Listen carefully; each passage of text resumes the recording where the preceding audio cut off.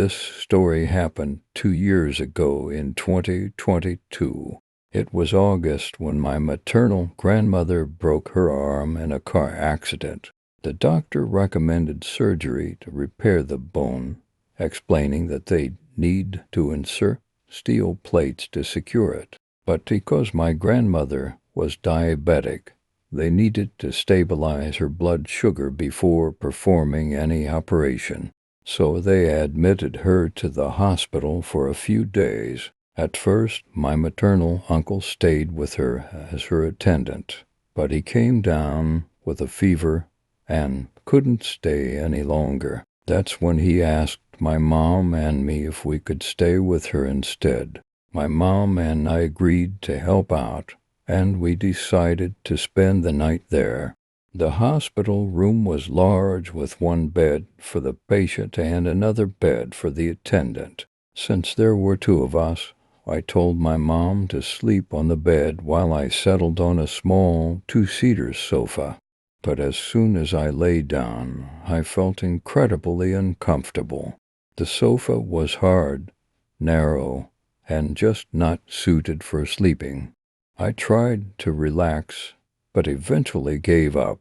Feeling restless, I began pacing around the room, trying to kill time. I asked my grandma if I could take a little walk around the hospital, hoping to make myself tired enough to sleep, but she refused.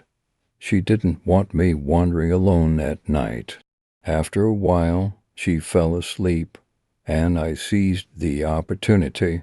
Quietly, I slipped out of the room and started exploring the hospital. I wandered down a few corridors until I found myself in a very busy hallway filled with people rushing back and forth. Crowded spaces usually make me uncomfortable, so I decided to check out the upper floor, hoping it would be calmer there. When I reached the upper floor, it was completely silent, almost eerily so. There was a sign that read "No Entry," but I ignored it and made my way to a large sofa in the corridor. Unlike the one in my grandmother's room, this sofa was big and comfortable, perfect for stretching out. I laid down, enjoying the peaceful quiet of the place.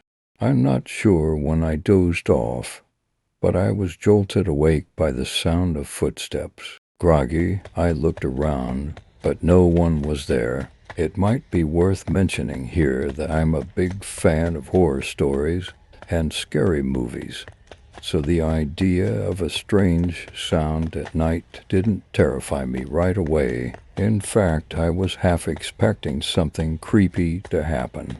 I closed my eyes, trying to ignore it, but then I heard the footsteps again.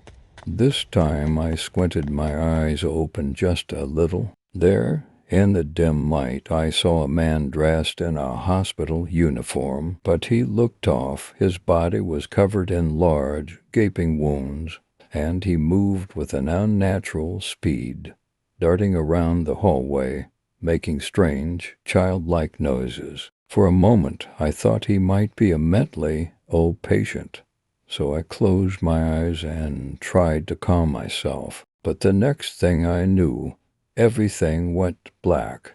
I still don't know if I fainted from fear or just fell asleep. I woke up to the sound of voices, to people talking nearby. I looked up and saw a doctor and an assistant chatting, their voices pulling me back to reality. Feeling disoriented, I headed to the bathroom to wash my face, hoping that splashing some water on myself would wake me up fully. But as soon as I stepped inside and turned on the faucet, the bathroom door slammed shut behind me. My heart started pounding. I heard footsteps just outside the door, pacing back and forth. I took a deep breath, trying to gather my courage, and slowly opened the door. No one was there at that point. I didn't want to take any more chances. I hurried to the staircase to wait for the elevator. As I descended, I suddenly heard a voice calling my name, clear as day. Sophia, come here. My blood ran cold, but I didn't look back. I just kept going down the stairs as fast as I could. Just as I thought I was safe, I felt a warm breath on my neck and a hand resting heavily on my shoulder. Trembling, I forced myself to speak aloud. Trying to appease whatever was haunting me, I said, I didn't mean to disturb you.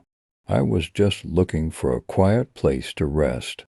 If I've offended you, please forgive me. As soon as I finished speaking, the eerie presence seemed to vanish. The warmth left my shoulder, and the weight lifted. I raced back to my grandmother's room, where that tiny, uncomfortable sofa now felt like the coziest spot in the world. Exhausted, I curled up on it and finally fell asleep. The next morning, I told my mom everything. She looked worried, and I couldn't blame her.